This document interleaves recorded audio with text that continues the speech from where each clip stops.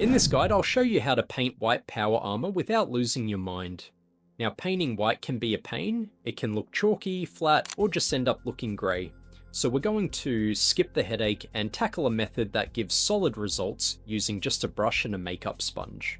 Alrighty then, let's get into it. To kick things off, I have the model primed black and separated into sub-assemblies. You can absolutely use a grey primer if you prefer, but since the sponge provides such solid coverage, painting over black isn't an issue at all. We're gunning for a cold white on this armor, so my palette is loaded with off-white, blue-grey and dark blue-grey. First up, I'll grab a fresh makeup sponge. Give it a dunk in water, squeeze it out, and blot it on a cloth until it's just barely damp.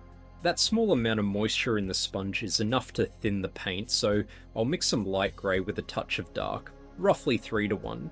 This just helps cover the black primer a bit easier and establishes those deep shadows right from the start. I'll slap this over the entire model, covering as much surface area as I can. The sponge isn't going to reach those deep recesses, so I swap to a small dry brush and hit any spots the sponge missed, working the paint right into those deeper areas. And of course, the same steps apply to any of the sub-assembled parts. Once that paint is fully dry, it's time for shading. To keep things coherent with the cold greys, I'm using a dark grey enamel wash thinned 50-50 with white spirit. Before applying the wash, I hit the entire model with a coat of white spirit using my needle tip applicator to help the wash flow into the recesses easily. Then I'll slap that wash over the whole model and let it flow into all the nooks and crannies. To speed up the drying process, I use a hairdryer to get it to a semi-dry stage so I can start cleaning.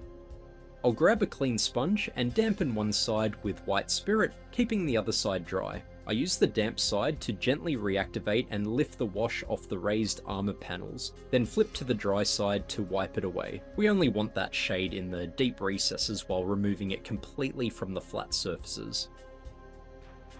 Once the wash is completely dry, we're going to build up the white. I've cleaned my sponge and I'm using blue-grey. I want to cover as much surface area as I can without flooding the recesses, so I wipe a lot of the paint off on a cloth first. This makes it easy to just go to town on those flat panels without worrying about ruining the shaded spots. Next I mix off-white and blue-grey at a 1:1 ratio. I'm still covering broad areas, just slightly less than the last step. Then I switch to off-white and focus on the upper areas, like a zenithal highlight. The trick is to gently dab the sponge, don't go too hard. Less pressure gives you way more control. Because of how hot it is in Australia right now, the paint dries pretty much instantly, so I don't have to wait. I just keep working around the model, adding thin layers until that transition looks smooth. Now it's time to actually make this look white. I'm using bold titanium white to really punch up the contrast. I start with a much tighter zenithal using the sponge, focusing purely on the most exposed areas where the light hits. Then I grab a brush to edge highlight a few key areas. Since the sponge creates a soft texture, painting these sharp lines helps define the shapes and separates the panels. For the final touch, I'm using this shitty old mini smudge brush that's seen better days.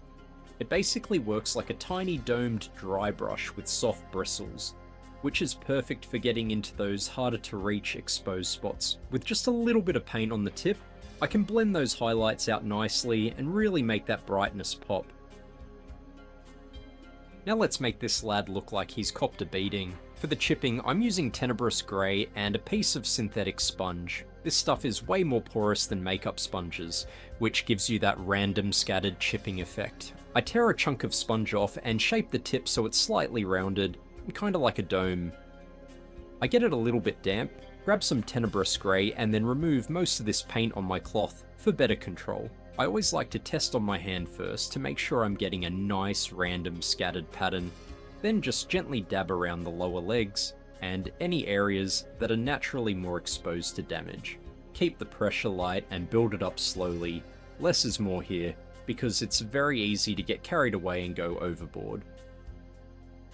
While I've got that tenebrous grey out, I'm going to block out the rest of the model. I try to be careful to avoid the white, and for the really tight spots, I thin the paint down a bit more so it flows easily without me having to jam the brush in there. If you do slip and get grey on the white, just quickly rinse your brush and wick the mistake away while it's still wet.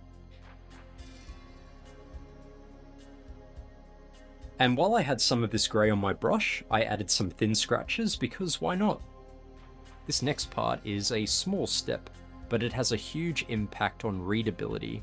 Sometimes sponging, or even airbrushing, can obscure the shapes a bit. To fix that, I grab my original base colour, that blue-grey mix, and manually paint it back into the deepest shadows. I'm not doing this all over, just hitting key areas like the bottom of the knee pads or under the neck guard. It creates a sharp separation between the panels and defines the shapes, making the lighting look way more realistic. Since this is a white scar, we need those iconic red markings. I'm using Mephiston Red thinned with a bit of water and just freehanding this onto the leg. Now I completely scuffed the shape here, but it's an easy fix. I grab some of my base coat colour and paint back over the red. Then I use my smudge brush with a bit of bold titanium white to blend it back into the rest of the armour so it looks seamless. Once that's dry, I want it to look more weathered, so I grab a damp sponge with off-white and dab it over the red. This makes it look like the painted markings have chipped away, revealing the white armour underneath.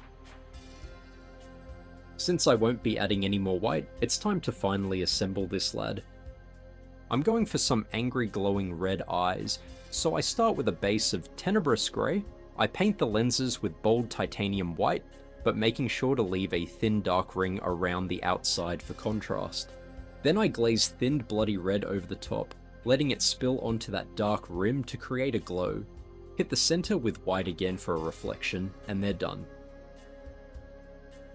For the combat knife, I had this idea to do a glowing red energy blade. I don't know why, but at the time it just felt right, even though I changed my mind later and repainted it. But even though this video is about painting white armor, I thought I'd touch on that recipe real quick in case you want to use it. I start by dry brushing dark silver over a black base coat. The brush is slightly damp, and I remove most of the paint before starting. Then I do a second pass with a brighter silver using less pressure, focusing more on the edges. To give the blade that red glow, I start by highlighting the edge with bold titanium white. Then I glaze bloody red over that white, focusing specifically on the lower half to create a deep gradient where the heat is less intense. I even let that red overspill onto the flat of the blade to make it a bit more interesting. Finally, I hit the edge with white again and glaze luminous orange over it to create that superheated effect. At this point, the armor's done and dusted. Of course, you can take this further, maybe swap the cold tones for warmer greys, or even go a bit harder on the weathering. And this was something I ended up doing later on. Since the base I made was so dark, and the armor was so white, he stuck out like dog's balls. I needed to tie him into the base, so basically I added more weathering to match the environment. If you found this guide helpful, please consider chucking a like and subscribe. A massive thank you to my patrons. I honestly couldn't make these videos without your support. There are more tutorials over there if you're keen to have a look. Cheers for watching, and see you in the next one.